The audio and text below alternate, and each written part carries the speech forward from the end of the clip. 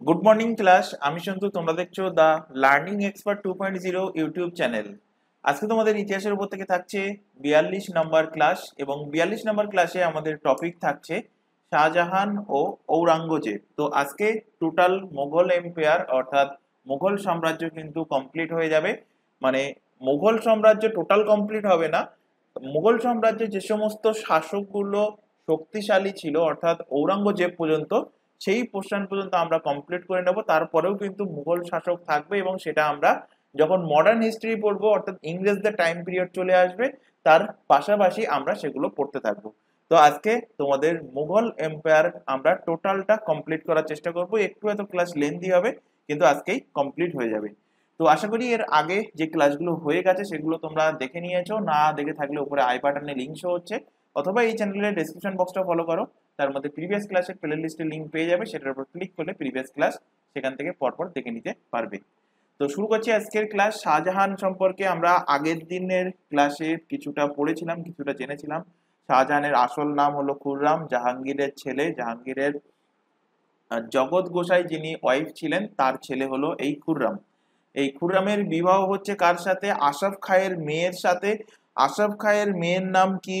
আরজুমান্দ বানো বেগম, যার অন্য আর একটা নাম হলো মুমতাজ মহল। এই মুমতাজ মহলের সাথে বিবাহ হচ্ছে 1612 খ্রিস্টাব্দে। 1631 সালে এনার মৃত্যু হচ্ছে কোথায়? মধ্যপ্রদেশের বুরহানপুরে মৃত্যু হচ্ছে। কারণ এতগুলো, মানে এই কম টাইম পিরিয়ডের মধ্যে প্রত্যেক বছরে এতগুলো করে বাচ্চা তিনি জন্ম দিচ্ছেন, সেই কারণেই তার মৃত্যু হয়। অর্থাৎ 14 নম্বর বাচ্চা জন্ম দেওয়ার টাইমে মুমতাজের কিন্তু মৃত্যু হয়, এবং এই মুমতাজের স্মরণে শাহজাহান উত্তরপ্রদেশের আগ্রাতে বিশ্বের অষ্টম আশ্চর্যের মধ্যে একটা আশ্চর্য তাজমহলের প্রতিষ্ঠা করেন, তাজমহল নির্মাণ করেন। এবং তাজমহলের আর্কিটেক্টকে অলরেডি আমরা আগের দিনে সেই পর্যন্ত দেখে নিয়েছি। এবার তারপর থেকে দেখবো যে এই শাহজাহানের শাসনকাল কত সাল থেকে কত সাল বলেছিলাম? 1627 থেকে 1658। তো হেডিং করো এখানে শাহজাহান।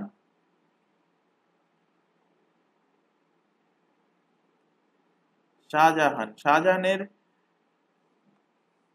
টাইমকাল 1617 থেকে, 1627 থেকে জাহাঙ্গীরের মৃত্যু থেকে এদিকে 1658 খ্রিস্টাব্দ পর্যন্ত হলো শাহজাহানের টাইম পিরিয়ড, শাহজাহানের সময়কাল। এই শাহজাহান ইনি তার নতুন রাজধানী বানান কোথায়? নতুন রাজধানী বানান শাহজাহানাবাদে। কোথায়? দিল্লির শাহজাহানাবাদ, যেটা এখন বর্তমানে ওল্ড দিল্লি নামে পরিচিত। তো লিখে রাখো, এনার রাজধানী, ইনি তার নতুন রাজধানী বানান, ইনি তার নতুন রাজধানী নতুন রাজধানী বানান। কোথায় নতুন রাজধানী বানান? শাহজাহানবাদ।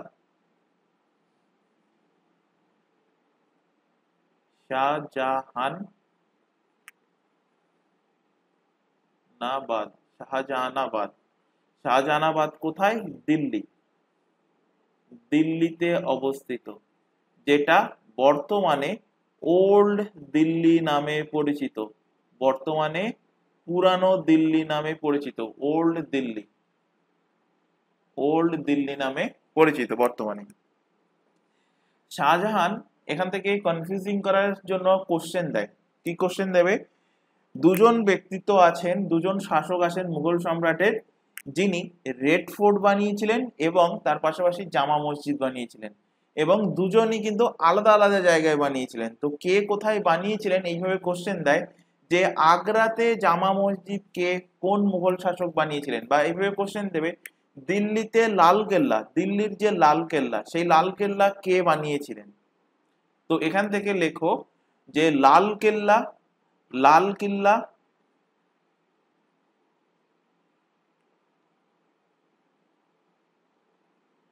লাল কিলা, যাকে ইংলিশে বলা হয় কি? Red fort. Red fort, red fort. আরেকটা হলো জামা মসজিদ, আর একটা হলো জামা মসজিদ।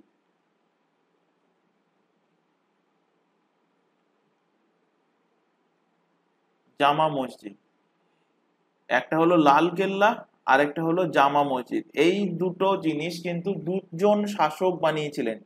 তো কোন কোন দুই শাসক? একজন হলেন আকবর আর একজন হলেন শাহজাহান। একজন হলেন কে? আকবর, সম্রাট আকবর। আরেকজন হলেন শাহজাহান। শাহজাহান। এবং জামা মসজিদটাও সেম, জামা মসজিদও বানান কে? আকবর বানান, আকবর। এবং জামা মসজিদও বানান কে? শাহজাহান। তাহলে দুজন শাসকই কিন্তু জামা মসজিদ এবং লাল কেল্লা দুটোই কিন্তু বানিয়েছিলেন, কিন্তু আলাদা আলাদা জায়গায় বানিয়েছিলেন। এবার মনে রাখার টেকনিক বলে দিচ্ছি, সেটা ভালোভাবে খেয়াল করো। আকবর, আকবরকে যদি আমি ইংলিশে লিখি তাহলে AKBAR, আকবর, আকবর। তাহলে আকবর বাংলাতে যদি দেখো আর ইংলিশে যদি দেখো তাহলে আকবর কি দিয়ে শুরু হচ্ছে? দিয়ে শুরু হচ্ছে, তো দিয়ে আগ্রা, দিয়ে কি? আগ্রা। আর ইংলিশে দিয়ে কি? আগ্রা, AGRA, আগ্রা। আগ্রাতে যে লাল কেল্লা তৈরি হয়েছে সেটা কে নির্মাণ করেছিলেন? সেটা নির্মাণ করেছিলেন সম্রাট আকবর। একইভাবে জামে মসজিদের এখানেও দেখো আকবর, ফর কি? ফর আগ্রা, ফর হলো আগ্রা। তো আগ্রাতে যিনি জামা মসজিদ নির্মাণ করেন তার তার নাম কি? তার নাম হলো আকবর। তো আকবর আগ্রাতে জামা মসজিদ নির্মাণ করেন। আর শাহজাহান কোথায় নির্মাণ করেছিলেন? দেখো, শাহজাহান লাল কিল্লা নির্মাণ করেন কোথায়? দিল্লিতে। শাহজাহান লাল কিল্লা নির্মাণ করেন দিল্লিতে। আর শাহজাহান জামে মসজিদ নির্মাণ করেন কোথায়? জামে মসজিদ নির্মাণ করেন দিল্লিতে। তাহলে দুটো জিনিসই, অর্থাৎ লাল কেল্লা এবং জামে মসজিদ, দুটোই শাহজাহান নির্মাণ করেছেন দিল্লিতে। আর দুটোই যদি আগ্রার রেসপেক্টে জিজ্ঞাসা করে যে আগ্রাতে জামে মসজিদ বা আগ্রাতে লাল কেল্লা কে নির্মাণ করেছিলেন, তখন ফর আকবর, আকবর নির্মাণ করেছিলেন। আমরা এইভাবে কিন্তু মনে রাখবো। এবার দেখো এখান থেকে একটা কোশ্চেন দেয় যে দিল্লির জামে মসজিদ সেটা হলো কিন্তু ভারতের সব থেকে বড় জামে মসজিদ। তাহলে সেটা কে বানিয়েছিল? শাহজাহান বানিয়েছিল। তাহলে এই জামে মসজিদটা, অর্থাৎ দিল্লির জামে মসজিদ, লিখে রাখো পাশে, দিল্লির জামে মসজিদ, দিল্লির জামে মসজিদ ভারতের ভারতের সব থেকে বড় জামে মসজিদ। ভারতের সব থেকে বড় জামে মসজিদ, ভারতের সব থেকে বড় জামে মসজিদ। এবং তোমরা যেহেতু বড় সব থেকে জামে মসজিদ, মুসলিম সম্প্রদায়ের যারা আছো স্টুডেন্ট, তারা শুনে থাকবে তোমাদের সামনে যে রোজা আসতে চলেছে। তো সেই রোজার পরে তোমাদের রোজা যখন ভঙ্গ হয়, অর্থাৎ তোমাদের যে ঈদ হয়, সেই ঈদে দেখবে, ঈদের যে চাঁদ দেখার ব্যাপার বা ঈদ কবে হবে সেই ডিসিশন দেখবে নেয় এই দিল্লির জামে মসজিদ, যেহেতু এটা ভারতের সব থেকে বড় জামে মসজিদ। তো কোশ্চেন খেয়াল রাখবে, আগ্রা জামে মসজিদ বললে ফর আকবর, আগলার লাল কিল্লা বললে ফর হলো আকবর। আর যদি বলে দিল্লির লাল কেল্লা, যেখান থেকে 15ই আগস্টে প্রাইম মিনিস্টার ভাষণ দেবে, আর আর ভাষণ দেয়, মানে যে প্রাইম মিনিস্টার থাকুক না কেন, 15ই আগস্টের দিন লাল কেল্লাতে ভাষণ দেওয়া হয়, সেটা কে নির্মাণ করেছিলেন? শাহজাহান নির্মাণ করেছিলেন। অর্থাৎ দিল্লির লাল কেল্লা আর দিল্লির জামে মসজিদ সেটাও নির্মাণ করেছিলেন কে? শাহজাহান নির্মাণ করেছিলেন। এছাড়া দেখো, শাহজাহান যখন শাসক হচ্ছেন, তিনি তার নতুন রাজধানী, এর আগে আকবরের ক্ষেত্রে কি পড়েছিলাম, আকবরের টাইমে রাজধানী কোথায় ছিল? আকবরের টাইমে রাজধানী কিন্তু আগ্রাতে ছিল, তাই ম্যাক্সিমাম জিনিস আকবর আগ্রাতে নির্মাণ করেছিলেন। আর শাহজাহান তার নতুন রাজধানী কোথায় বানিয়েছেন? দিল্লিতে বানিয়েছেন, যেটা বর্তমানে ওল্ড দিল্লি নামে পরিচিত। তো নতুন রাজধানী যখন তিনি বানাচ্ছেন, নতুন রাজধানীতে তিনি বসার জন্য, যেমন এক্সাম্পল হিসেবে তোমরা যখন চাকরি পেয়ে যাবে, চাকরি পেয়ে তোমরা এখন যে বাড়িতে বাস করছো, ম্যাক্সিমামের মনের মধ্যে একটা ইচ্ছা থাকে যে একটা নতুন বাড়ি তৈরি করা। শহরে গিয়ে নতুন বাড়ি তৈরি করা, বা যেখানে বসবাস করো সেখানে একটা নতুন ফ্ল্যাট বা নতুন বাড়ি তৈরি করা। তো সেই নতুন বাড়ি যখন তৈরি করবে, তো আগের বাড়িতে যে পুরনো চেয়ার ছিল বা পুরানো যে খাট ছিল সেগুলোকে রিপ্লেস অনেকে করে থাকে। তো শাহজাহান যেহেতু তার রাজধানী নতুন তৈরি করেছেন, নতুন বানিয়েছেন, তো সেখানে বসার জন্যও তিনি একটা নতুন সিংহাসন বানাচ্ছেন, নতুন চেয়ার বানাচ্ছেন। তো সেই সিংহাসনটা কিন্তু ইম্পর্টেন্ট, কারণ সেটা ছিল কি ময়ূর সিংহাসন অর্থাৎ পিকক থ্রোন। তো এখান থেকে লিখে রাখো, শাহজাহান তার, নেক্সট পয়েন্ট করে লিখে রাখো, শাহজাহান শাহজাহান তার নতুন রাজধানীতে, তার নতুন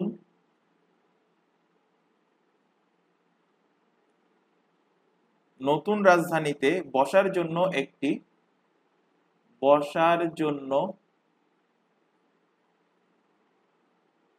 একটি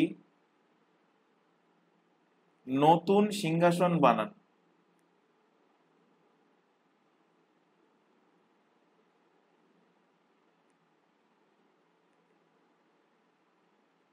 নতুন রাজধানীতে বসার জন্য কি করলেন, নতুন সিংহাসন বানান, যার নাম কি পিকক থ্রোন অর্থাৎ ময়ূর সিংহাসন, যার নাম হলো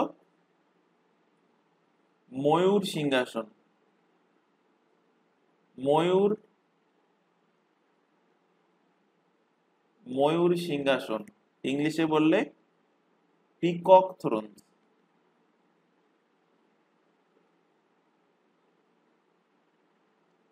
পিকক্স থ্রোন, যার নাম হলো কি পিকক্স থ্রোন। এই ময়ূর সিংহাসনের অন্য নাম ছিল, আদার্স নাম, অন্য নাম কি ছিল, অন্য নাম ছিল তাক-ই তাভুস। অন্য নাম কি ছিল, অন্য নাম ছিল তাক-ই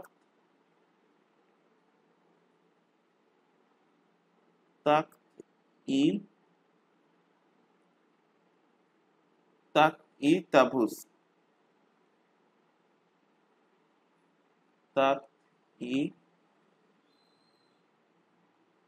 তাক-ই তাভুস ছিল অন্য নাম। এই ময়ূর সিংহাসনেই লাগানো ছিল কি কোহিনূর হীরা। এটাতেই কি ছিল, এটাতেই কোহিনূর যে হীরা,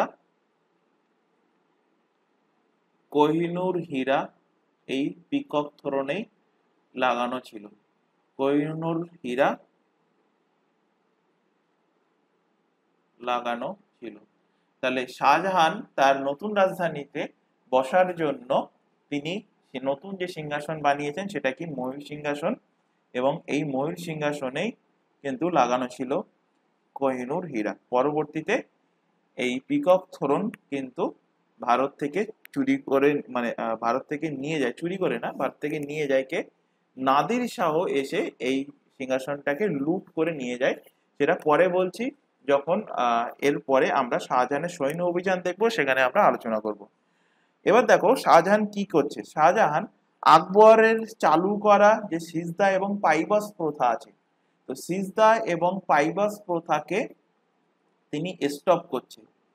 সিজদা পাইবাস প্রথা যদি কোশ্চেন দেয় যে কে চালু করেছিলেন, সিজদা ও পাইবাস, তো সিজদা ও পাইবাস প্রথা চালু করেছিলেন কে, সিজদা এবং পাইবাস প্রথা চালু করেছিলেন সম্রাট আকবর।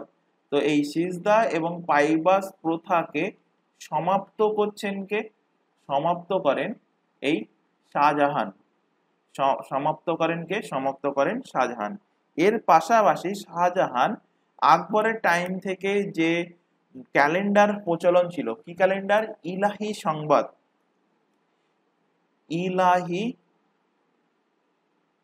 ইলাহি সংবাদ, এই ইলাহি সংবাদটাকে তিনি বন্ধ করে দিচ্ছেন। ইলাহি সংবাদটাকে বন্ধ করে দিচ্ছেন এবং এর পরিবর্তে তিনি নতুন আরেকটা ক্যালেন্ডার চালু করছেন, তার নাম হলো হিজারি সংবাদ।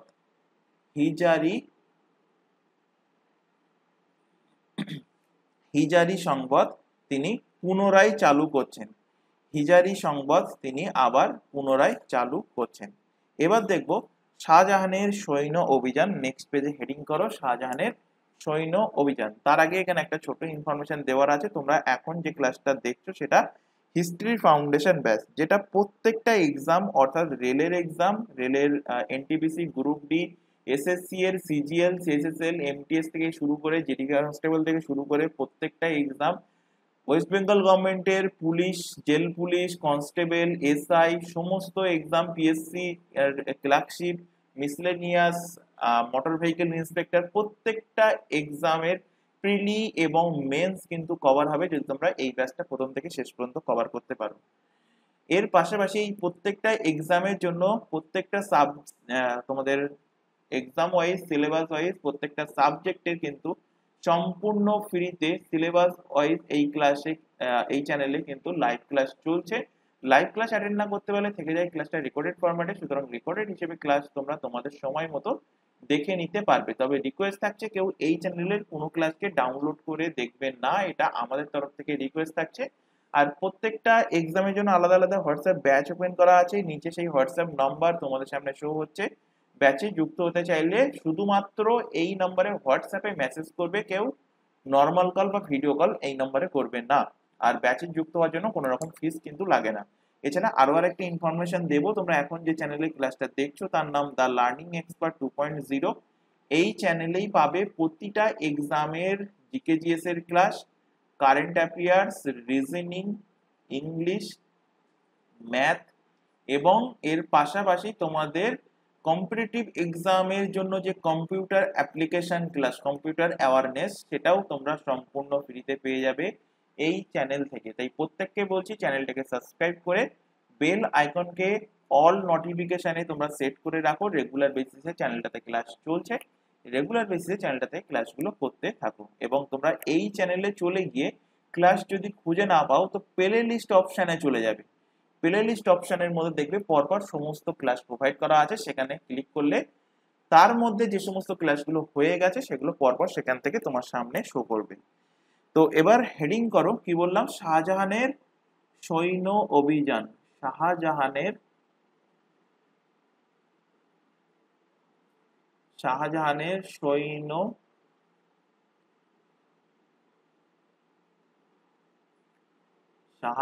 সৈন্য অভিযান।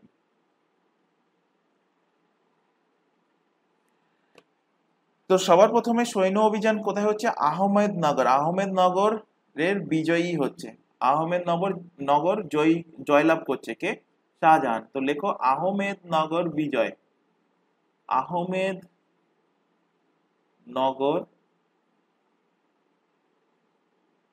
আহমেদনগর বিজয়। আহমেদনগরের তখন শাসক ছিলেন কে? আহমেদনগরের শাসক ছিলেন, এর শাসক কে ছিলেন? সুলতান হুসেন শাহ। শাসক ছিলেন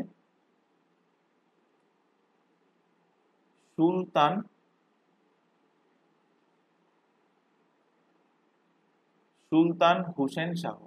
আহমেদনগর বিজয় লাভ করছেন কবে? 1633 খ্রিস্টাব্দে আহমেদনগর অ্যাটাক করছেন এবং শাহজাহান কি করছে? এই সুলতান হুসেন শাহকে বন্দি বানিয়ে গোয়ালিয়র কিলার মধ্যে, গোয়ালিয়রের যে দুর্গ আছে সেই দুর্গের মধ্যে এনাকে রেখে দেন এবং আহমেদনগর জয় করে নেন। তো সুলতান হুসেন শাহকে বন্দি বানিয়ে রাখছেন কোথায়? এনাকে বন্দি বানিয়ে রাখেন গোয়ালিয়র দুর্গে, গোয়ালিয়রের দুর্গে, এবং গোয়ালিয়রের দুর্গে এনাকে বন্দি বানিয়ে আহমেদনগরকে জয়লাভ করে নিচ্ছেন। এরপর আহমেদনগরে যখন সমাপ্তি হচ্ছে, পতন হচ্ছে, এই পতনের পর শাহাজি ভোসলে, আচ্ছা এখানে লিখে রাখো যে আহমেদনগরের পতনের পর আহমেদনগরের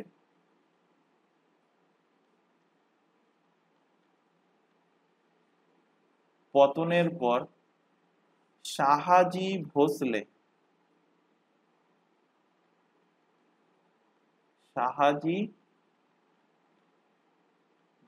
কে? শাহাজি ভোসলে শিবাজির ছেলে।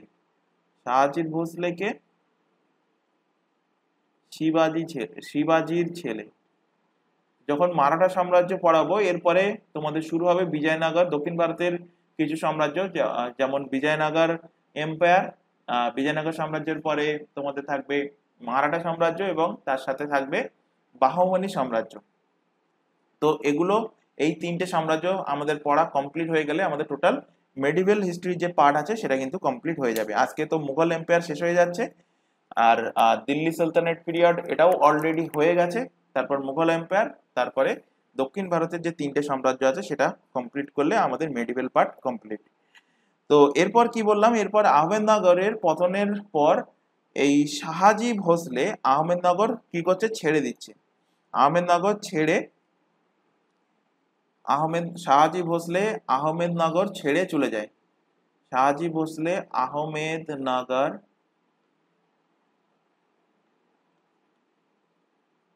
ছেড়ে বিজাপুরে চলে যান। বিজাপুরে চলে যান। বিজাপুরে চলে যান। এরপর শাহজাহানের ছেলের নাম কি, মুরাদ। শাহজাহানের 4টে ছেলের নাম বলবো, কারণ শাহজাহানের মুমতাজের সাথে বিয়ে হয়েছিল এবং 14 নম্বর বাচ্চা যখন হচ্ছিল তখন মুমতাজের মৃত্যু হয়, অর্থাৎ শাহজাহানের ছেলের সঙ্গে কটা, 14টা ছেলে। তো এই 14টা ছেলের মধ্যে 4টে ইম্পর্টেন্ট আছে, কারণ শাহজাহানের পরবর্তীতে শাহজাহানের উত্তরাধিকারী কে হবে সেটা নিয়ে এই 14টা ভাইয়ের মধ্যে কিন্তু বিবাদ বাধে। এবং এই বিবাদের কোনো না কোনো দিক থেকে মানে যদি আমার পার্সপেক্টিভ বলতে পারো তো মেন কারণ বলবো শাহজাহানের দোষ আছে। এতগুলো সন্তান জন্ম দেওয়া অবভিয়াসলি উচিত হয়নি, কারণ ইতিহাস সাক্ষী আছে যে এর আগে কিন্তু শাহজাহানও কি করেছিল, শাহজাহানও কিন্তু তার ভাইকে খুসরোকে মেরে তিনি কিন্তু শাসক হয়েছিলেন। তো ঠিক এর পরবর্তীতেও এর ছেলে 14টা ছেলে কি হবে, 14টা ছেলের মধ্যে যুদ্ধ হবে, তার মধ্যে 4টে নাম ইম্পর্টেন্ট, তাদের মধ্যে যুদ্ধ হবে এবং লাস্টে আলটিমেট ঔরঙ্গজেব কিন্তু পরবর্তী শাসক হিসাবে ক্ষমতায় আসবে। তো সেটা পরে বলছি, তার আগে এখানে দেখো যে শাহজাহানের একটা ছেলে, তার নাম হলো কি, তার নাম হলো মুরাদ। এই মুরাদ কি করছে, মুরাদের কথা মতো শাহজাহান এই শাহাজি ভোসলেকে 5000 মনসাবদারি কিন্তু প্রদান করছে।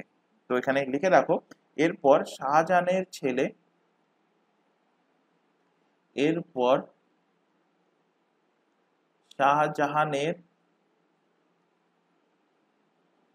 ছেলে তার নাম কি, তার নাম হলো মুরাদ।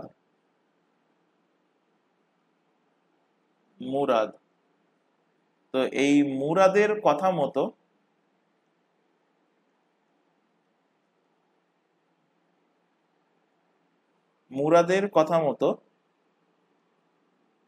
শাহাজি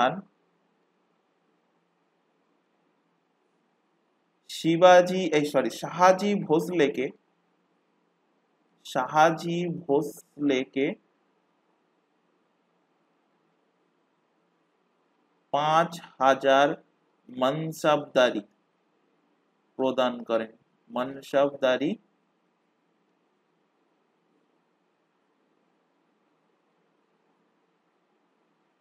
5000 মনসবদারি এবং পুনা 5000 মনসবদারি এবং পুনা প্রদান করেন।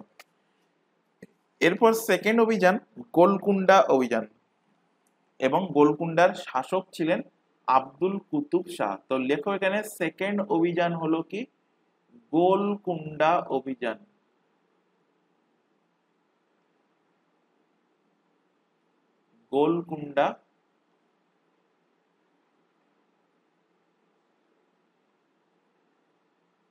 গোলকুন্ডা অভিযান।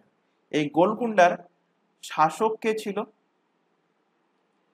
গোলকুন্ডার শাসক ছিলেন আব্দুল কুতুব শাহ।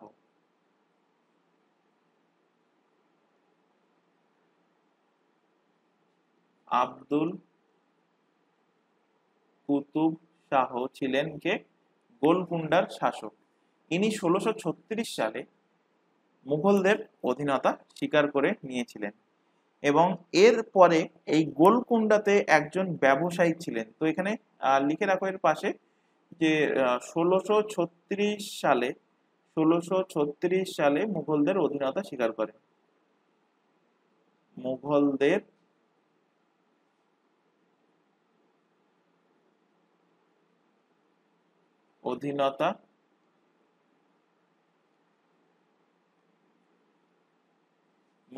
অধীনতা স্বীকার করে নেন কে? এই আব্দুল কুতুব শাহ। এছাড়া এই গোলকুন্ডাতে একজন ব্যবসাদার ছিল, একজন কে ছিল? একজন ব্যবসায়িক ছিলেন। ব্যবসায়িকের নাম কি ছিল? ব্যবসায়িকের নাম ছিল মীর জুমলা। ব্যবসায়িকের নাম কি? মীর জুমলা। এই মীর জুমলার আসল নাম, অরিজিনাল নেম কি ছিল? এর আসল নাম ছিল মুহাম্মদ সৈয়দ। এর আসল নাম কি ছিল? মুহাম্মদ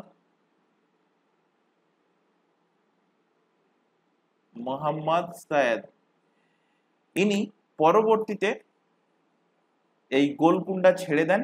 এই মীর জুমলা ছেড়ে দিয়ে ইনি মুঘলদের দরবারে চলে যান এবং মুঘলদের সেবায় তিনি চলে যান। তো লিখে রাখো, পরবর্তীতে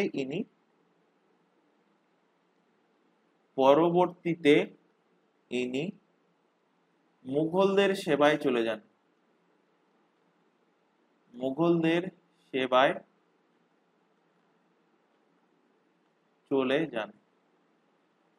সেবায় চলে যান।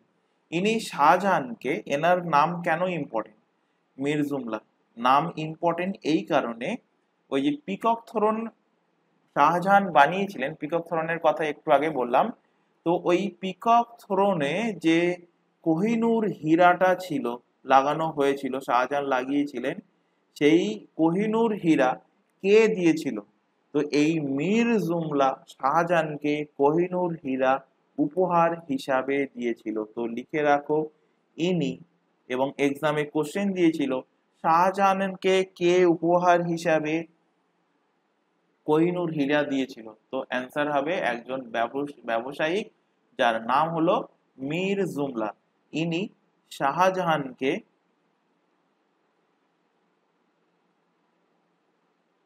শাহজাহানকে কোহিনূর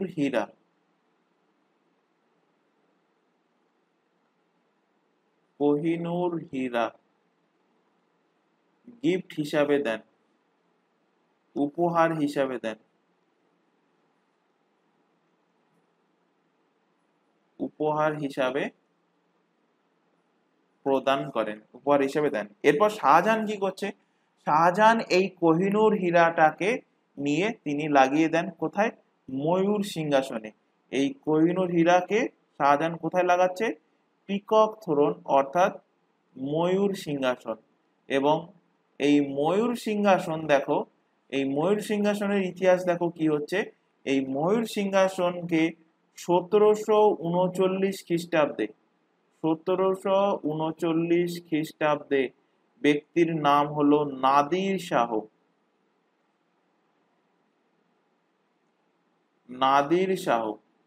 নাদির শাহ কি করছে? নাদির শাহ এটাকে লুট করছে।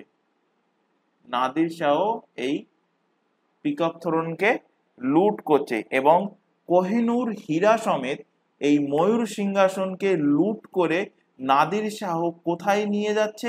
ইরানে নিয়ে চলে যাচ্ছে। কোথায় নিয়ে যান? ইরান নিয়ে চলে যান। পিকক থ্রোনও নিয়ে গেছে এবং পিকক থ্রোনের পাশাপাশি কোহিনূর হীরা এবং পিকক থ্রোন দুটোকে কে লুট করে নিয়ে গেছেন? নাদির শাহ। এক্সামে প্রিভিয়াস ইয়ারে বহুবার কোশ্চেন দিয়েছে, নাদির শাহ কত সালে পিকক থ্রোন বা কোহিনূর হীরা লুট করেন? তো অ্যান্সার কি হবে? 1739 খ্রিস্টাব্দে।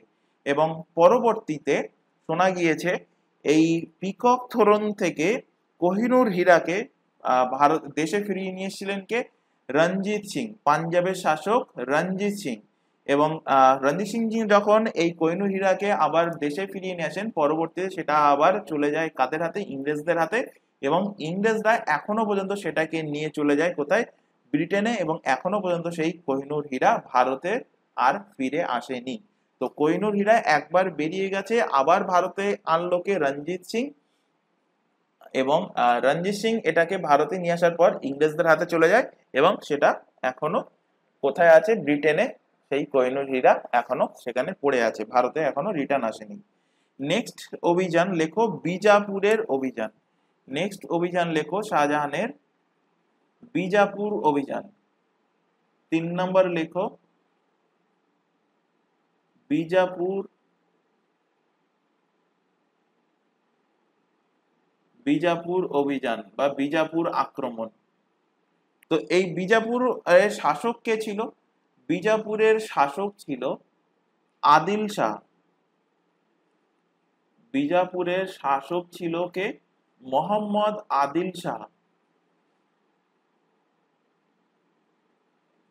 মোহাম্মদ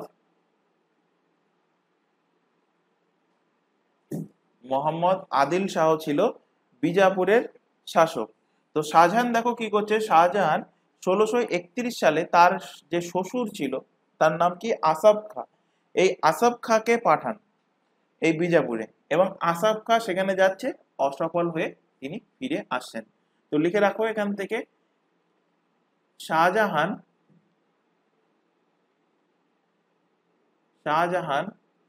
তার শ্বশুর নাম আসাফ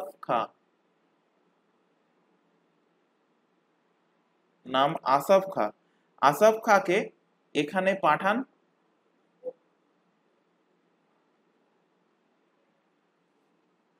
এবং আসাফ খা অসফল হন। আসাফ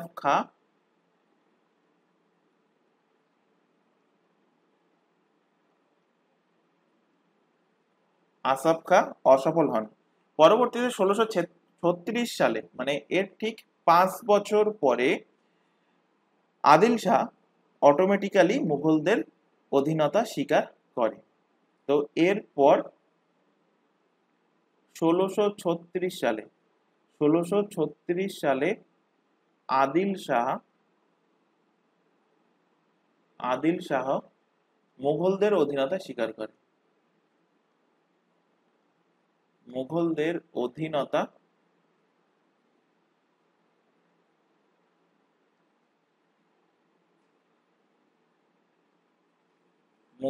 অধীনতা স্বীকার করে নেয়। এছাড়া শাহজাহান মধ্য এশিয়ার তিনি জিতেছিলেন, মধ্য এশিয়া ছাড়া তিনি কান্ধারকেও তিনি জেতার চেষ্টা করেছিলেন। এরপর শাহজাহান যখন তার বয়স হয়ে যাচ্ছে, তার উত্তরাধিকারী হবে কার? তার ছেলেরা। তার কটা ছেলে? 14টা ছেলের মধ্যে এবার যুদ্ধ বাজছে।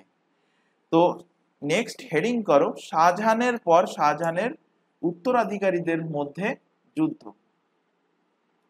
হেডিং করো, শাহজাহানের পর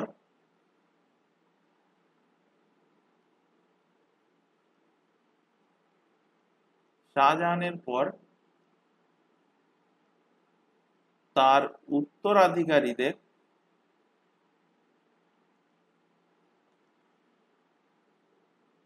মধ্যে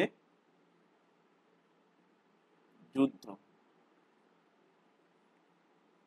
শাহজাহানের পর শাহজাহানের উত্তরাধিকারীদের মধ্যে যুদ্ধ, যে পরবর্তী শাসক এবার কে হবে। ঔরঙ্গজেব কিভাবে এবার শাসক হবে, কারণ শাহজাহানের পরবর্তী শাসক আমরা সবাই জানি ঔরঙ্গজেব হবে। তো ঔরঙ্গজেব কিভাবে শাসক হচ্ছে সেটা দেখো। তো এর উত্তরাধিকারীদের মধ্যে 4টে ছেলে আসছে। 4টে ছেলে কে কে?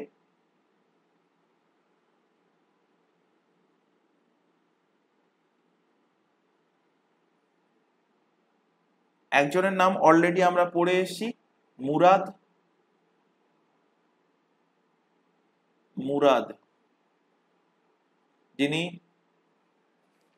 যিনি শাহজি ভোসলেকে 5000 মনসবদারি প্রদান করার কথা তিনি প্রস্তাব করেছিলেন। এই মুরাদ কিন্তু অযোগ্য ছিলেন। আচ্ছা, আগে নামগুলো লিখে নি। সেকেন্ড লেখো দারা শিখো। দারা শিখো। তৃতীয় জনের নাম লেখো শাহ সুজা, শাহ সুজা। এবং চতুর্থ জনের নাম লেখো ঔরঙ্গজেব,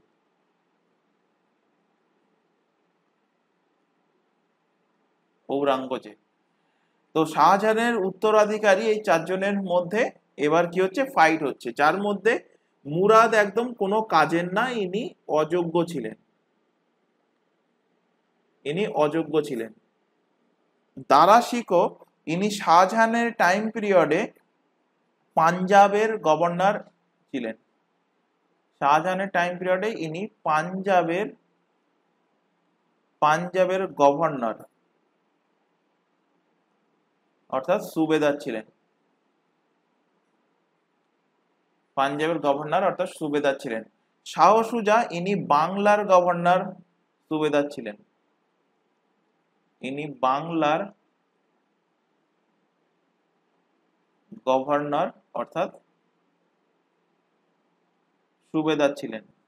আর ঔরঙ্গজেব ছিলেন দক্ষিণ ভারতের গভর্নর এবং সুবেদার।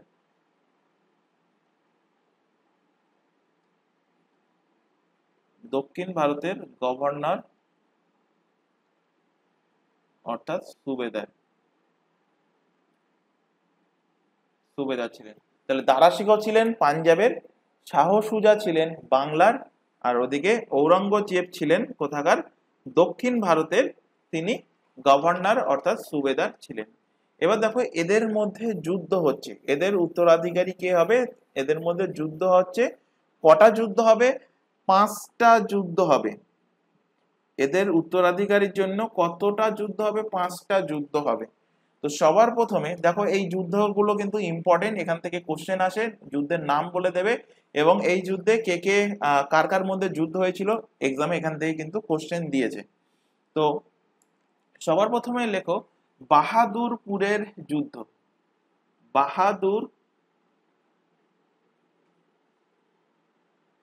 বাহাদুরপুরের যুদ্ধ, বাহাদুরপুরের যুদ্ধ।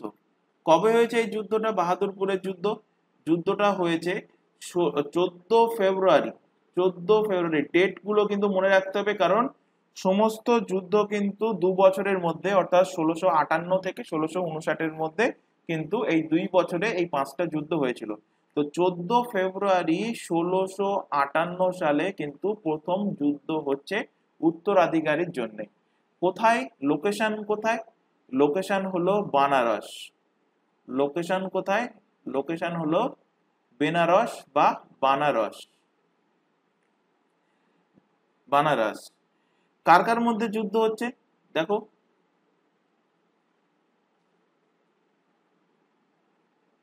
বাহাদুরপুরের যুদ্ধ কার কার মধ্যে হচ্ছে, তো হচ্ছে শাহ সুজা, শাহ সুজা, শাহ সুজা, আর এদিকে হচ্ছে শাহী সেনা, শাহী সেনা। আচ্ছা, শাহী সেনাটা কি জিনিস একটুখানি আগে ডিসকাস করে নিই। শাহী সেনাটা হলো মুঘলদের সেনাকেই বলা হচ্ছে কি শাহী সেনা বলা হচ্ছে। এবার দেখো এর আগে মানে উত্তরাধিকারী কে হবে, তার জন্য শাহজাহানের যে মনের ইচ্ছা ছিল, মনের ইচ্ছা কি ছিল, যে দারা শিকো নামক যে ছেলে আছে, সেই যিনি ছিলেন পাঞ্জাবের গভর্নর, এই দারা শিকো শাহজাহানের ইচ্ছা, মানে শাহজাহানের ইচ্ছা অনুসারে দারা শিকো যেন পরবর্তী শাসক হয়। সেই কারণে শাহজাহানের টাইমে যে সেনা ছিল, শাহজাহানের যে সেনা ছিল মুঘল সেনা, তাকেই বলা হচ্ছে শাহী সেনা। এই শাহী সেনা সাপোর্ট করছে কাকে, শাহী সেনা সাপোর্ট করছে দারা শিকোকে, অর্থাৎ শাহী সেনা কাকে রিপ্রেজেন্ট করছে, দারা শিকোকে রিপ্রেজেন্ট করছে। তো এই দারা শিকোর শাহী সেনা এবং সুলেমান, দারা শিকোর শাহী সেনা এবং সুলেমান। এবার মনের মধ্যে কোশ্চেন আসবে যে সুলেমানকে, সুলেমান হলো ওই দারা শিকোর ছেলে, সুলেমানকে দারা শিকোর ছেলে, দারা শিকোর ছেলে হলো, দারা শিকোর ছেলে হলো কে, সুলেমান। তো সুলেমান এবং শাহী সেনা, এবং এদিকে এগেনস্টে দাঁড়িয়ে আছে কে, দাঁড়িয়ে আছে শাহ সুজা। তো এই শাহী সেনা এই শাহ সুজাকে এমন মার মেরেছে শাহ সুজার নাক ফাক ফুলে গিয়ে নাক ফাক সুজে গিয়েছে। সুজা মানে হিন্দিতে বলা হয় কি ফুলে গিয়েছে, অর্থাৎ শাহ সুজা হেরে যান। এই যুদ্ধে শাহ সুজা পরাজিত হন এবং জয়ী হন এই শাহী সেনা এবং দারা শিকোর ছেলে সুলেমান জয়ী হন। এরপর পরবর্তী যুদ্ধ হচ্ছে, এটা ফার্স্ট যুদ্ধ, প্রথম যুদ্ধ। পরবর্তী যুদ্ধ হচ্ছে ধারমাতের যুদ্ধ। পরবর্তী হলো ধারমাতের যুদ্ধ। ধারমাতের যুদ্ধ কত সালে হচ্ছে? ধারমাতের যুদ্ধ 15 এপ্রিল ওই বছরেই হবে, 1658 সালে। 1658 সালে। লোকেশন কোথায়? কোথায় যুদ্ধটা হচ্ছে? উজ্জয়িনীতে যুদ্ধ হচ্ছে। উজ্জয়িনীতে যুদ্ধ হয়েছে। কার কার মধ্যে হয়েছে এই ধারমাতের যুদ্ধ? ধারমাতের যুদ্ধ হয় ঔরঙ্গজেব এবং ঔরঙ্গজেব দেখো চালাক ব্যক্তি। ঔরঙ্গজেব দেখছে যে ঔরঙ্গজেব দেখছে এই ভাইগুলোর মধ্যে একমাত্র বোকা ভোলা বা বোকা পাঁঠা হলো এই মুরাদ। তো এটাকে আমি নিজের দলে জড়িয়ে নিই, মানে একের থেকে দুই ভালো, সে কিছু পারুক না পারুক কিছু তো অল্প কিছু তো পারবে যুদ্ধ করতে। তো এ মুরাদকে সঙ্গে নিয়ে নিল। কাকে? মুরাদকে। তো এক সাইডে ঔরঙ্গজেব এবং মুরাদ এবং অপোনেন্ট সাইডে শাহী সেনা এবং এখানে যুদ্ধ করতে আসছে শাহী সেনার সাথে দারা শিকো। শাহী সেনার সাথে কে আসছে? দারা শিকো। এবং এর সাথে সহযোগ করছে যোধপুরের শাসক, যার নাম হলো যশবন্ত সিং। যশবন্ত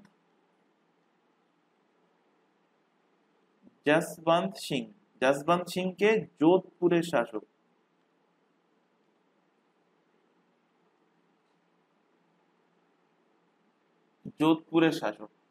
এবং এই যুদ্ধে জয়ী হচ্ছে কে? এই যুদ্ধে জয়ী হচ্ছে ঔরঙ্গজেব এই যুদ্ধে, এবং মুরাদ এই যুদ্ধে জয়লাভ করেন এবং পরাজিত হয়ে যায়। শাহী সেনা, দারা শিকো এবং যশবন্ত সিং এরা হেরে যায়, এরা পরাজিত হয়। এরপর পরবর্তী যুদ্ধ হচ্ছে শামুগড়ের যুদ্ধ। 3 নম্বর যুদ্ধ হচ্ছে শামুগড়ের যুদ্ধ। কবে হচ্ছে শামুগড়ের যুদ্ধ?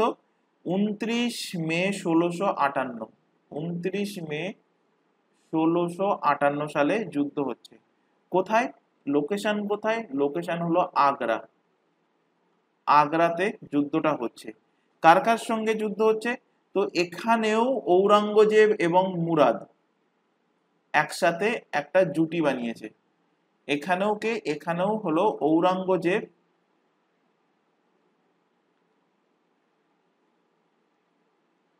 এবং মুরাদের জুটি। ঔরঙ্গজেব এবং মুরাদ। এবং এদিকে দারা শিকো এবং শাহী সেনা, এদিকে আবার দারা শিকো আসছে এবং মুঘল সেনা অর্থাৎ শাহী সেনা সাপোর্ট করছে কাকে? দারা শিকোকে সাপোর্ট করছে। তো এই যুদ্ধেও ঔরঙ্গজেব জিতে যায়। এই যুদ্ধেও ঔরঙ্গজেব জয়ী হন এবং এই যুদ্ধে দারা শিকো এবং শাহী সেনা আবার পুনরায় পরাজিত হয়। এবং এই যুদ্ধের পর ঔরঙ্গজেব দেখো এতটাই চালাক, এই যুদ্ধের পর ঔরঙ্গজেব কি করছে? মুরাদকে তার রাস্তা থেকে হটিয়ে দিচ্ছে, অর্থাৎ মুরাদকে বন্দি বানাচ্ছে, বন্দি বানিয়ে গোয়ালিয়রে পাঠিয়ে দেয় এবং সেখানে মুরাদকে হত্যা করে দেয়। এরপর শাহজাহানকে বন্দি বানিয়ে আগ্রার কিলার মধ্যে ঢুকিয়ে দিচ্ছে। আগ্রার কোথায়? মুসম্মান বুর্জে শাহজাহানকে আটক করছে। তো এই যুদ্ধের পর, শামুগড়ের যুদ্ধের পর দুটো ঘটনা হচ্ছে, মুরাদকে হত্যা করে দেয়,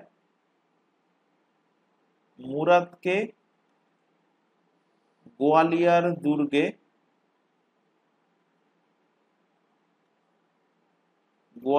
দুর্গে বন্দি বানায়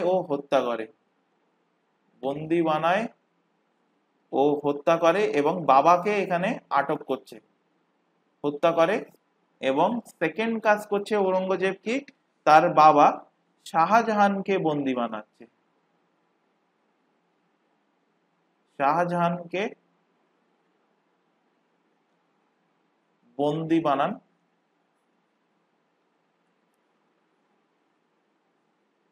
আর আগ্রার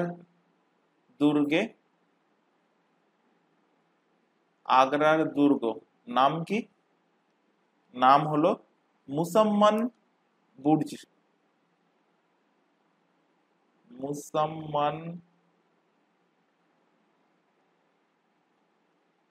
মুসাম্মান বুর্জে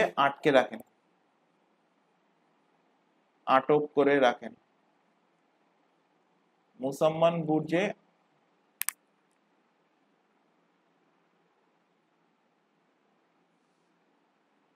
আটক করে রাখেন।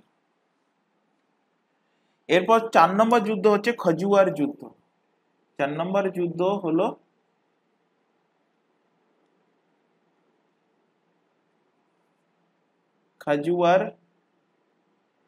খাজুয়ার যুদ্ধ। তাহলে 3 নম্বর যুদ্ধ পর্যন্ত ওদিকে মুরাদকে হটিয়ে দিল, শাহজাহানকে হটিয়ে দিল। 4 নম্বর যুদ্ধ হবে কার সঙ্গে, 4 নম্বর যুদ্ধ হবে ঔরঙ্গজেবের সাথে, শাহ সুজার আবার যুদ্ধ হবে। এবং এই যুদ্ধটা কবে হচ্ছে, 5 জানুয়ারি পরের বছর 1659, 5 জানুয়ারি 1659। এবং এই যুদ্ধটা কোথায় হচ্ছে, এলাহাবাদ, কিন্তু বর্তমানে তার নাম প্রয়াগরাজ, যেখানে মহাকুম্ভ মেলা হচ্ছে প্রয়াগরাজে। তো খাজুয়ার যুদ্ধ কার কার মধ্যে হয়েছিল, খাজুয়ার যুদ্ধ হয়েছিল ঔরঙ্গজেব এবং এদিকে শাহ সুজার মধ্যে। এবং এই যুদ্ধেও ঔরঙ্গজেব জয়ী হয়, এই যুদ্ধেও ঔরঙ্গজেব জয়ী হন এবং পরাজিত হন শাহ সুজা।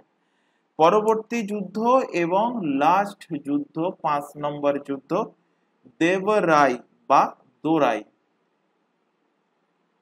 কিছু কিছু বইতে দেবরাই বা কিছু কিছু বইতে দোরাই লেখা থাকে। তো দেবরাই বা দোরাইয়ের যুদ্ধ কবে হচ্ছে যুদ্ধটা, এপ্রিল মাসে 1659 সালের এপ্রিল মাস নাগাদ এই যুদ্ধটা হচ্ছে। কোথায়, লোকেশন কোথায়, আজমিরে যুদ্ধটা হচ্ছে। কার কার মধ্যে যুদ্ধ হচ্ছে, ঔরঙ্গজেব এবং দারা শিকোর মধ্যে, যুদ্ধ হচ্ছে কার কার মধ্যে, ঔরঙ্গজেব এদিকে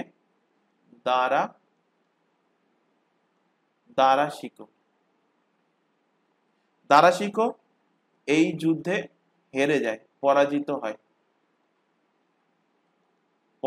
হন এবং এই যুদ্ধে জয়লাভ করেন ঔরঙ্গজেব। এবং এই দেবরায়ের যুদ্ধ ছিল একটা নির্ণায়ক যুদ্ধ এবং এই যুদ্ধের পর ঔরঙ্গজেব হয়ে যান মুঘল সাম্রাজ্যের পরবর্তী শাসক। এটি ছিল একটা, লিখে রাখো, এটি ছিল একটি নির্ণায়ক যুদ্ধ, এটি একটি নির্ণায়ক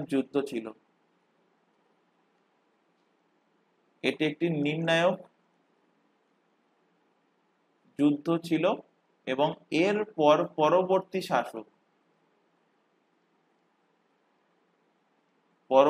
শাসক হন কে, ঔরঙ্গজেব হয়ে যান পরবর্তী শাসক। তো নেক্সট পেজে এবার হেডিং করো ঔরঙ্গজেব। তো ঔরঙ্গজেব আমরা টোটালটা আজকের ক্লাসে কিন্তু কমপ্লিট করে দেব। নেক্সট হেডিং করো ঔরঙ্গজেব।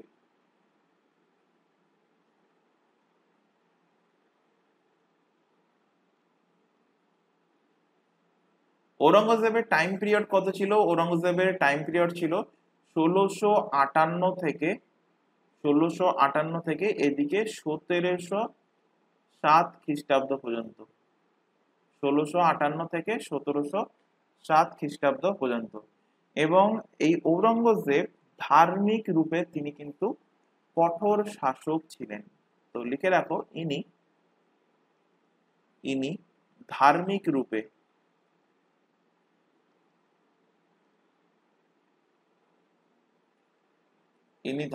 রূপে কঠোর শাসক ছিলেন।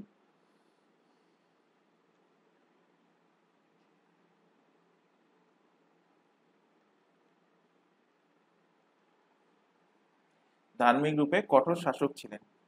ঔরঙ্গজেবের জন্ম কবে হয়েছিল? এনার জন্ম হয়, আর ডেট না মনে রাখলেও হবে, তবু ডেট বলে দিচ্ছি। এনার জন্ম হয় 3 নভেম্বর 1618 খ্রিস্টাব্দে এনার জন্ম হয়। কোথায় জন্ম হয়? দোহাদে জন্ম হয়। কোথায় জন্ম হয়? দোহাদ কোথায়? দোহাদের লোকেশন উজ্জয়নের কাছে। উজ্জয়নের কাছে, কিন্তু বর্তমানে এটা গুজরাটের মধ্যে পড়ে। বর্তমানে কোথায় মধ্যে পড়ে? গুজরাট। বর্তমানে এটা গুজরাটের মধ্যে পড়ে। ইনি ছিলেন অন্তিম শক্তিশালী মুঘল শাসক। ঔরঙ্গজেব ছিলেন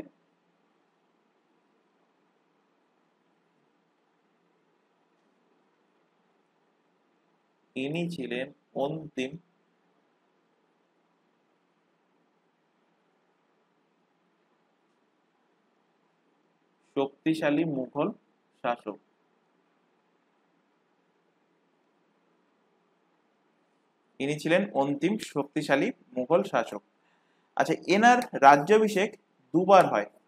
প্রথমবার হয়েছিল 1658 সালে এবং পরেরটা হয়েছিল ঠিক তার পরের বছর। তো লেখো এনার দুবার রাজ্যাভিষেক হয়। কতবার? দুবার রাজ্যাভিষেক হয়।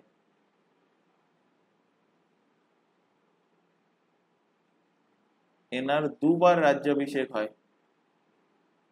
প্রথমবার হয় 21 জুলাই 1658 সালে। কোথায় হয়েছিল সেটা? দিল্লিতে হয়েছিল। এবং এর পরবর্তী যে রাজ্যাভিষেক হয় সেটা 5th জুন 1659 সালে, এবং এটাও হয়েছিল কোথায়? এটাও হয়েছিল দিল্লিতে। তাহলে ঔরঙ্গজেবের রাজ্যাভিষেক কতবার হয়েছিল? দুবার রাজ্যাভিষেক হয়েছিল। কতবার রাজ্যাভিষেক হয়? দুবার রাজ্যাভিষেক হয়। এবং এই ঔরঙ্গজেবের যখন রাজ্যাভিষেক হয় তখন ঔরঙ্গজেব একটা উপাধি ধারণ করেন। তো উপাধি কি? উপাধি ছিল আবুল মুজাফফর আলমগীর। তোমরা কোশ্চেন দেখে থাকবে যে আলমগীর কার উপাধি, কোন মুঘল শাসকের উপাধি ছিল? শুধুমাত্র দেয় আলমগীর। তো পুরো নাম কি? আবুল মুজাফফর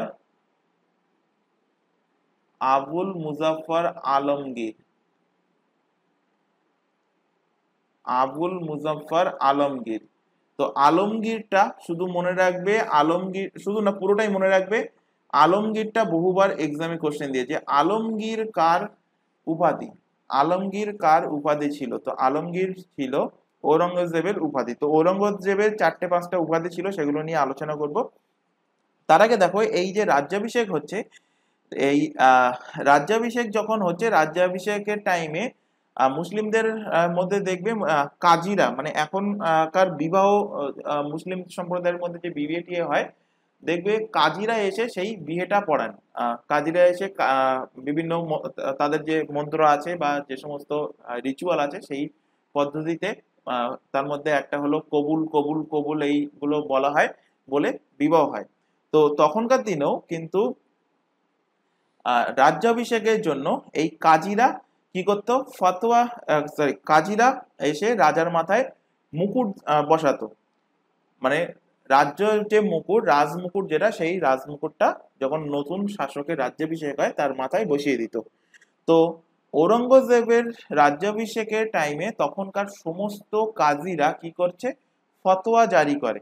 এবং ফতোয়া জারি করেন কি, ফতোয়া জারি করা মানে একটা প্রচার করে দেন নিজেদের মধ্যে, যে কোনো কাজী গিয়ে ঔরঙ্গজেবের মাথায় তাজ বা মুকুট বসাবে না। তো এটা শুনে ঔরঙ্গজেব কি মনে করছে, ঔরঙ্গজেব ভাবছে যে তোরা বসাবি না, ঠিক আছে, তাহলে আমি কাজী জোগাড় করে নিয়ে আসবো। তো সেই কথা মতো ঔরঙ্গজেব একটা নতুন কাজীকে জোগাড় করে। ঔরঙ্গজেব কি করে, নতুন কাজী বানান একজনকে। নতুন কাজীর নাম কি, নতুন কাজীর নাম হলো আব্দুল বাহাব গুজরাত।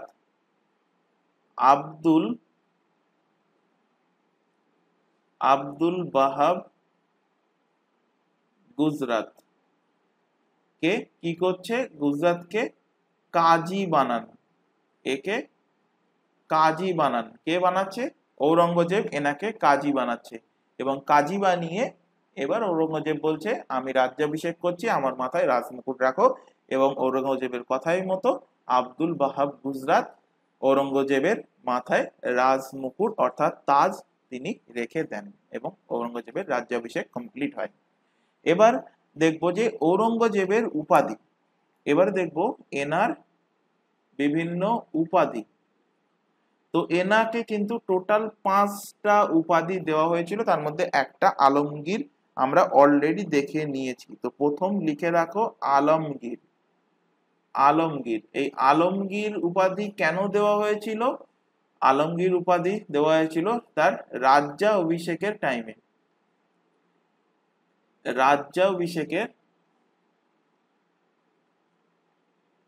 আলমগীর উপাধি দেওয়া হয়েছিল রাজ্যাভিষেকের সময়।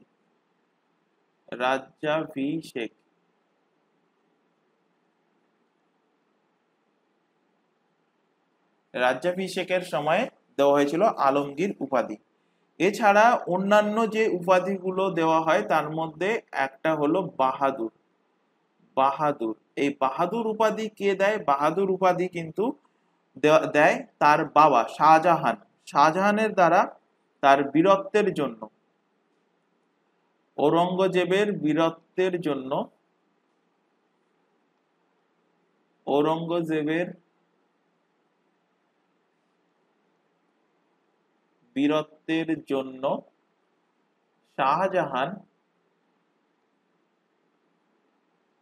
শাহজাহান এই উপাধি দেন।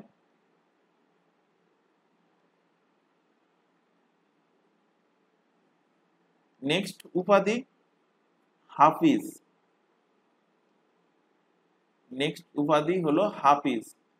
হাফিজ উপাধি কেন তিনি ধারণ করেন, হাফিজ উপাধি কারা ধারণ করেন, কুরআন যাদের মুখস্থ থাকে, একদম কণ্ঠস্থ থাকে কুরআন, তাদেরকে হাফিজ উপাধি দেওয়া হয়। তো কুরআন ছিল ঔরঙ্গজেবের একদম কণ্ঠস্থ। কুরআন কি ছিল, কণ্ঠস্থ মানে মুখস্থ ছিল, সেই কারণে এনাকে উপাধি দেওয়া হয় কি, উপাধি দেওয়া হয় হাফিজ উপাধি দেওয়া হয়। 4 নম্বর উপাধি লেখো শাহী দরবেশ।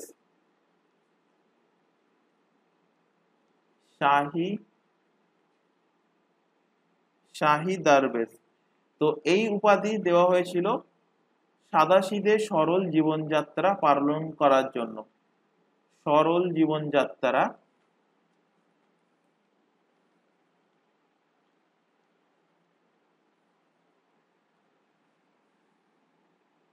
জীবনযাত্রা পালনের জন্য দেওয়া হয় কি, দেওয়া হয় শাহী দরবেশ উপাধি।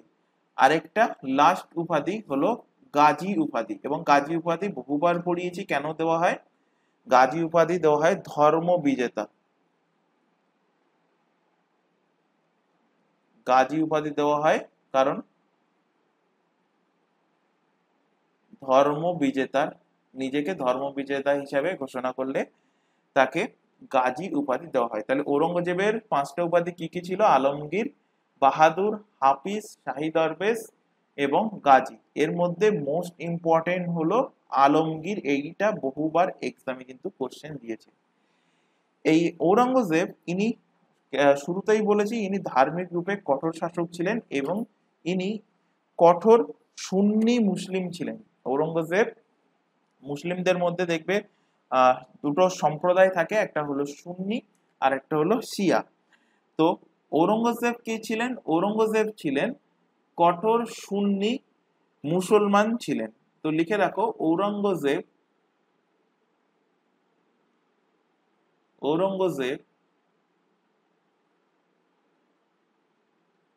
কঠোর সুন্নি মুসলমান ছিলেন। মুসলমান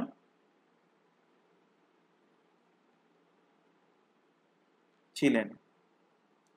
এই জন্য ঔরঙ্গজেব 1663 খ্রিস্টাব্দে যেহেতু তিনি একদম কঠোর সুন্নি মুসলমান ছিলেন, তো সেই কারণে উনি 1663 খ্রিস্টাব্দে সতীদাহ প্রথা সমাপ্ত করে দেন।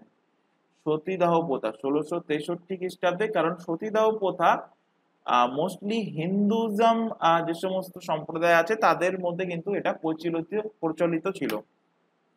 কারণ মুসলিম সম্প্রদায় দেখবে মারা গেলে তাকে কবর দেওয়া হয়, তাকে পোড়ানো হয় না। আর দাহ করা হয় কোথায়? দাহ করা হয় একমাত্র হিন্দু সম্প্রদায়ের ক্ষেত্রে। এবং সতীদাহ প্রথা, সেখানে সতীদাহ প্রথা মানে কি আশা করি প্রত্যেকেই জানো যে ওয়াইফ বেঁচে থাকতে যদি হাজবেন্ড মারা যায়, তো হাজবেন্ডের যে চিতা হবে সেই চিতাতে জ্যান্ত ওয়াইফকে, তার বউকে জ্যান্ত অবস্থায় সেই চিতার উপরে তুলে দিয়ে তাকেও পুড়িয়ে মেরে দেওয়া হয়। তো ঔরঙ্গজেব যেহেতু কঠোর সুন্নি মুসলিম ছিলেন, তো ঔরঙ্গজেব যাই করুক না কেন একটা ভালো কাজ করেছেন। তিনি ভালো কাজের রেসপেক্টে করেননি, মানে কোনো একটা অন্য কাজ করতে গিয়ে এই কাজটা ভালো হয়ে গেছে। তো 1663 খ্রিস্টাব্দে ঔরঙ্গজেব কি করেছে? ঔরঙ্গজেব সতীদাহ প্রথাকে সমাপ্ত করেন। সতীদাহ প্রথাকে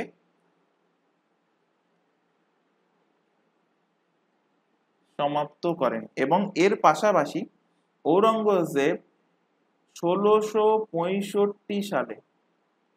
1665 সালে যারা ব্যবসায়িক ছিল এই ব্যবসায়িকদের ওপরে কর দেখো ডিস্ট্রিবিউট করছে ধর্ম হিসাবে। অর্থাৎ মুসলমান যে সমস্ত ব্যবসায়িকরা ছিল তাদের কাছ থেকে কর নিচ্ছে 2.5%, এবং মুসলিম বাদ দিয়ে হিন্দু ব্যবসায়ীদের থেকে কর নিচ্ছে কত? 5%। মানে ডবল কিন্তু কর ওসুল করছে, ডবল কর নেয়, ডবল ট্যাক্স নেয়। তো মুসলিম ব্যবসায়ীদের কাছ থেকে 2.5% ট্যাক্স আর হিন্দু ব্যবসায়ীদের কাছ থেকে 5.5% ট্যাক্স নিচ্ছে। এরপর দেখো 1668 সালে ইনি রাজপুত এবং মারাঠাদের ছাড়া অন্য কেউ ঘোড়ায় চড়তে পারবে না বা রথে চড়তে পারবে না, এরকম একটা নিষেধাজ্ঞা তিনি জারি করেন। তো লিখে রাখো 1668 সালে ইনি রাজপুত ও মারাঠাদের ইনি রাজপুত ও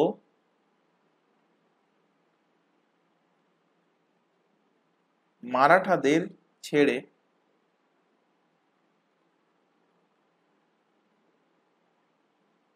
রাজপুত এবং মারাঠাদের বাদ দিয়ে ঘোড়ায় ও রথে চড়া সম্পূর্ণরূপে বন্ধ করে দেন। বা চড়ার উপর নিষেধাজ্ঞা লাগান, চড়ার উপর নিষেধাজ্ঞা লাগান।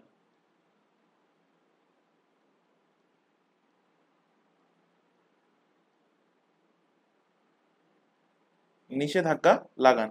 এর পাশাপাশি 1688 সালে ইনি হোলি, দীপাবলি এই সমস্ত যে উৎসবগুলো আছে সেই উৎসবের ওপরেও কিন্তু এই ঔরঙ্গজেব নিষেধাজ্ঞা লাগান। কোন কোন উৎসব লিখে রাখবে তোমরা, আমি একটুখানি নাম উৎসবের নামগুলো লিখে দিচ্ছি।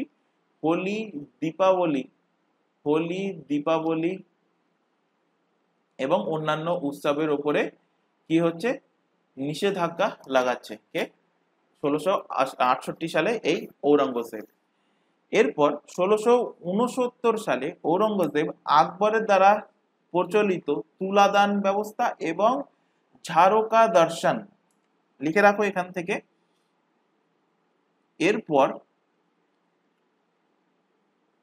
1669 সালে ঔরঙ্গজেব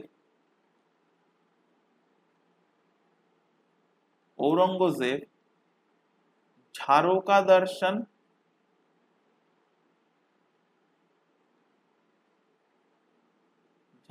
দর্শন এগুলো আশা করি অলরেডি ডিসকাস করেছি। এবং আরেকটা হলো তুলাদান। এই দুটো প্রথাই কিন্তু আকবরের সময় থেকে চলে আসছে। তো এই দুটোই তুলে দেন, এই দুটো প্রথা সমাপ্ত করেন। একটুখানি ডিসকাস করে দিচ্ছি এই দুটো প্রথা কি কি। ঝারকা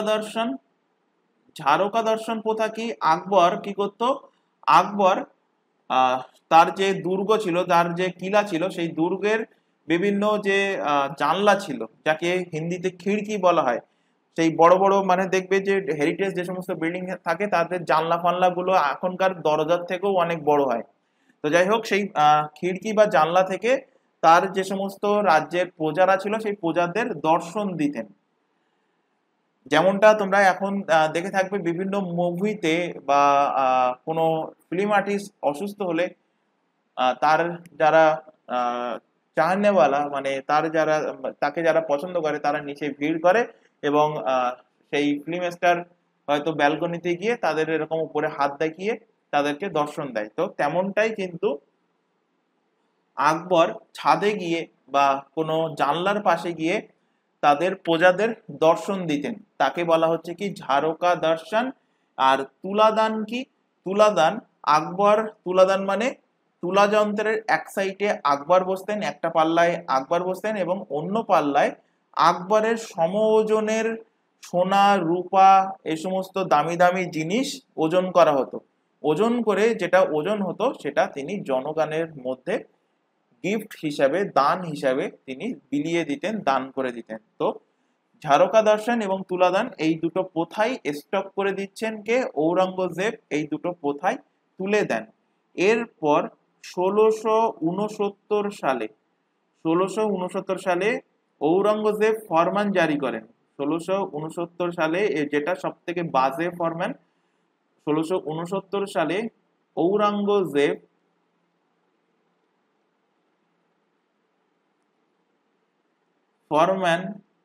ফরমান মানে কি আদেশ, ফরমান জারি করা মানে আদেশ জারি করা।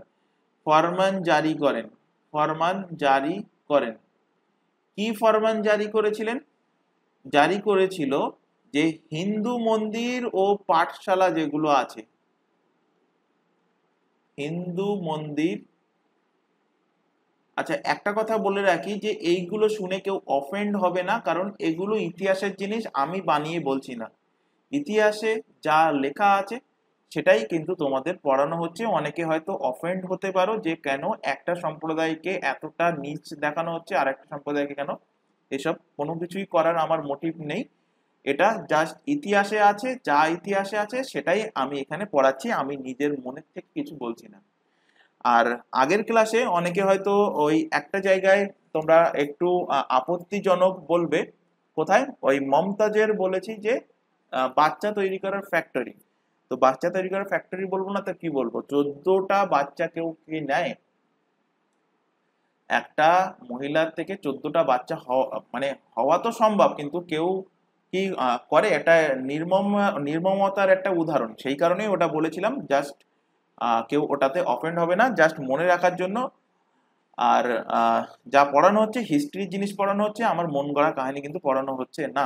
তো এখানে দেখো 1669 সালে ঔরঙ্গজেব ফরমান জারি করেন, এবং কি ফরমান জারি করেছিলেন? হিন্দু মন্দির এবং যে হিন্দুদের যে সমস্ত পাঠশালাগুলো আছে এগুলোকে সব কিছুকে ভেঙে ফেলো, সব কিছু ভেঙে ফেলা হোক, ভেঙে ফেলা হোক। এই ফরমান জারি করে কে? জারি করছে ঔরঙ্গজেব। এবং ঔরঙ্গজেবের এই ফরমানের মতো, মানে ফরমানের অনুসারে, আদেশ অনুসারে কি কি জিনিস ভাঙা হচ্ছে? দেখো, ভাঙা হচ্ছে বানারসের কাশী মন্দির, বানারসের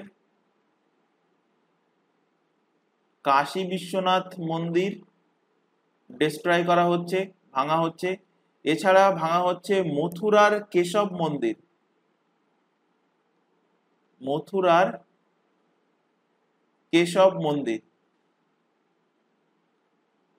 কেশব মন্দির। আর এই সমস্ত মন্দির ভেঙে, এই সমস্ত মন্দিরের যে সমস্ত ম্যাটেরিয়ালস বার হচ্ছে, যে সমস্ত পাথর বার হচ্ছে, এই মন্দিরের পাথর দ্বারা মসজিদ বানানো হয়েছে। তো এরপরে 1670 সালে ঔরঙ্গজেব কি করছে? তার নিজের বাদ্যে পালন করা বন্ধ করে দিচ্ছে। এর পরের বছর থেকে 1670 সাল থেকে ঔরঙ্গজেব তার নিজের বার্থডে পালন বন্ধ করে দেয়, পালন করা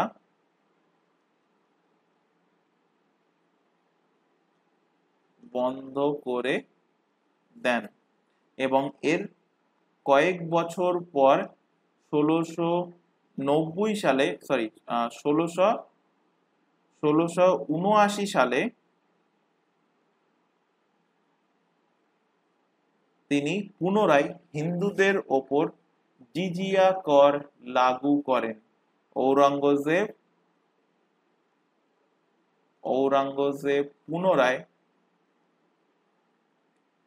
পুনরায় যদি কোশ্চেন দেয় যে হিন্দুদের ওপর জিজিয়া কর সর্বপ্রথম কে লাগু করেছিলেন, অলরেডি পড়ানো হয়েছে, কমেন্ট বক্সে কমেন্ট করে জানাও যে জিজিয়া কর সর্বপ্রথম কে লাগু করেন। সেকেন্ড কোশ্চেন হলো জিজিয়া কর হিন্দুদের ওপরে সর্বপ্রথম কে লাগু করেন, আর জিজিয়া কর কে সমাপ্ত করেছিলেন। এই তিনটে কোশ্চেন মোস্ট ইম্পর্টেন্ট, বহুবার পড়িয়েছি। কমেন্ট বক্সে প্রত্যেকের কাছ থেকে কিন্তু অ্যান্সার আমি আশা করব। ঔরঙ্গজেব পুনরায় হিন্দুদের ওপর, যারা রেকর্ডেড হিসেবেও ক্লাস দেখছো তাদেরকেও বলছি তোমরা কমেন্ট বক্সে কমেন্ট করে অ্যান্সার করবে, তাহলে এইটুকু বুঝতে পারবো যে যে তোমরা রেগুলার বেসিসে ক্লাস করছো বা যেগুলো পড়ানো হচ্ছে সেগুলোকে তোমরা রিভিশন করছো। আর কমেন্ট যদি না করো তার মানে মানে বোঝাই যাচ্ছে যে বেকার পড়ানো হচ্ছে, কোনো আলটিমেট তোমাদের লাভ হচ্ছে না। এবং যে এক্সামের জন্য তোমরা টার্গেট নিচ্ছ, তো পরিষ্কার কথা শুনে রাখো, এক্সাম তোমরা ক্র্যাক করতে পারবে না। কারণ এনটিপিসিরই একটা উদাহরণ, এনটিপিসিতে শুধুমাত্র কলকাতা জোনের ক্ষেত্রে কথা বলছি, যে একটা সিটের পিছনে প্রিলিমসে 750 জন কিন্তু লড়াই করবে, একটা সিটের পিছনে প্রায় 10 লাখ না 10.5 লাখ মতো আমি দেখছিলাম ফর্ম ফিল আপ হয়েছে। তো যাই হোক, 1679 সালে কি করছে? ঔরঙ্গজেব পুনরায় হিন্দুদের ওপর জিজিয়া কর লাগু করেন, হিন্দুদের ওপর জাজিয়া কর বা জিজিয়া কর ইমপ্লিমেন্ট করে দেন, লাগু করেন। এছাড়া তোমাদের গতকালের ক্লাসে পড়িয়েছি, গতকালের ক্লাসে অর্জুন দেব পঞ্চম শিখ গুরু অর্জুন দেবকে কে হত্যা করেছিল? পড়িয়েছি, জাহাঙ্গীর হত্যা করেছিল। তো মনে রাখবে, এই মুঘল সাম্রাজ্যের টাইম পিরিয়ডে দুজন কিন্তু ব্যক্তিকে হত্যা করা হয়েছিল। দুজন আহ শিখ গুরুকে হত্যা করা হয়েছিল। একটা হলো পঞ্চম শিখ গুরু অর্জুন দেব, যাকে হত্যা করেছিল কে? হত্যা করেছিল জাহাঙ্গীর। এবং তার পরবর্তী নবম শিখ গুরু, তার নাম হলো তেগ বাহাদুর। এই তেগ বাহাদুরকে হত্যা করেন কে? হত্যা করেন এই ঔরঙ্গজেব। তো বহুবার এক্সামে কোশ্চেন দিয়েছে, কোশ্চেন মনে রাখবে, লিখে রাখো এখান থেকে। ঔরঙ্গজেব ঔরঙ্গজেব নবম শিখ গুরু, নবম শিখ গুরু, যার নাম হলো তেগ বাহাদুর।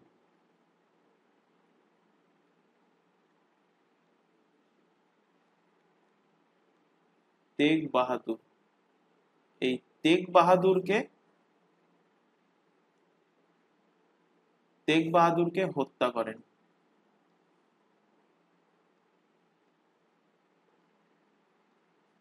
তেগ বাহাদুরকে হত্যা করেন। কিভাবে হত্যা করেছিলেন? এনার গায়ে তুলো লাগিয়ে দিয়েছিলেন। তুলো লাগিয়ে দিয়ে সেই তুলোর ওপরে গরম তেল, একদম গরম তেল ঢেলে দিয়েছিলেন এবং এনাকে পুড়িয়ে মেরেছিলেন। কারণ কি? কারণ হলো এর টাইম পিরিয়ডে, এই ঔরঙ্গজেবের টাইম পিরিয়ডে কাশ্মীরের যে সমস্ত পণ্ডিতরা ছিল, তো 1 লক্ষের বেশি কাশ্মীরি পণ্ডিতকে ধরে দিল্লির চাঁদনি চক আছে, সেই চাঁদনি চকে এনে তাদেরকে বন্দি করা হয়। এবং এর সাথে সাথে নবম শিখ গুরু এই তেগ বাহাদুরকেও কিন্তু বন্দি করা হয় কাশ্মীরি পণ্ডিতদের সাথে সাথে। এবং এই কাশ্মীরি পণ্ডিতদেরকে বলা হয় যে তোমরা যদি মুসলিম ধর্ম স্বীকার না করো, কতটা নির্মম নিকৃষ্ট মানের লোক ছিল ঔরঙ্গজেব ভেবে দেখো। যে অন্য মানে যার যা ধর্ম সে তার মতো সে পালন করুক, কিন্তু কি করছে? হিন্দু পণ্ডিতদের ধরে নিয়ে এসে তাদের উপরে প্রেশারাইজ করছে যে মুসলিম ধর্ম তাদেরকে স্বীকার করতে হবে, আর যদি মুসলিম ধর্ম স্বীকার না করে তাহলে তাদেরকে মেরে দেবে। এবার যখন চাঁদনি চকে তাদেরকে ধরে নিয়েছে, আটক করা হলো এবং 1 লাখ পণ্ডিত, কাশ্মীর পণ্ডিতকে বলা হলো যে মুসলিম ধর্ম স্বীকার করার জন্য, সবাই মানা করে দেয়। তখন ঔরঙ্গজেব বলছে ঠিক আছে, তোরা যখন মানা করছিস আমি তোদের কথা মেনে নেব, তবে একজন ব্যক্তি আছে এখানে, কে? শিখ গুরু তেগ বাহাদুর। তেগ বাহাদুর যা বলবে তাই হবে। তো তেগ বাহাদুরের কাছে জিজ্ঞাসা করছে যে মুসলিম ধর্ম স্বীকার করা উচিত না স্বীকার করা উচিত না? তেগ বাহাদুর বলছে না, মুসলিম ধর্ম আমিও স্বীকার করব না এবং ওদের উপর স্বীকার করা উচিত না। এবার ঔরঙ্গজেব একজন শাসক, সে কাশ্মীরি পণ্ডিতদের তখন ভুলে গিয়েছে, সে তেগ বাহাদুরের ওপরে রেগে গিয়েছে।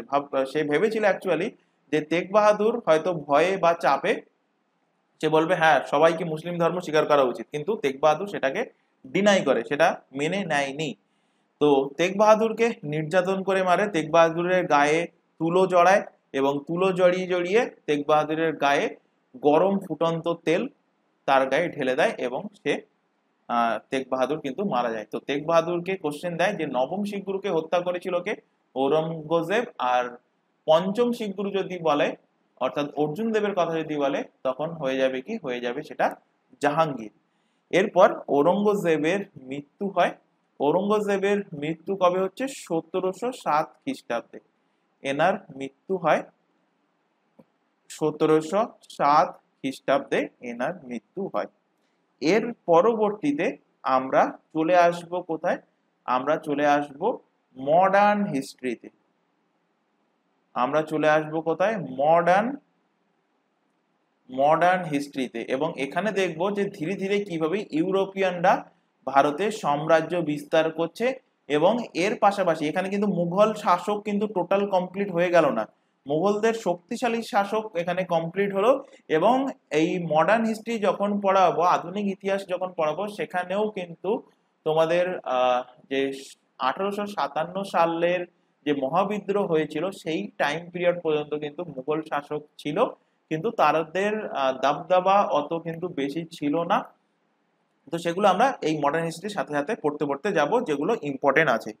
তো এরপরে আমাদের শুরু করা উচিত মডার্ন হিস্ট্রি, কারণ কিন্তু এই মডার্ন হিস্ট্রির আগে একটুখানি জিনিস আমাদের বাকি থেকে গেছে, কারণ এদের কন্টেম্পোরারি মানে এদের সময়কালে চলছিল দক্ষিণ ভারতে আরেকটা শাসন সাম্রাজ্য চলছিল, যেমন বাহমনি সাম্রাজ্য চলছিল, সেখানে মারাঠা, এদিকে এই মহারাষ্ট্রে মারাঠা সাম্রাজ্য, আর বিজয়নগর সাম্রাজ্য দক্ষিণ ভারতে।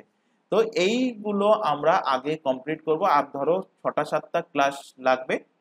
এটা কমপ্লিট হয়ে গেলে আমাদের টোটাল কিন্তু অ্যানসিয়েন্ট হিস্ট্রি তো কমপ্লিট হয়ে গেছে, এবং তার পাশাপাশি আমাদের মেডিভেল হিস্ট্রিটা কমপ্লিট হয়ে যাবে।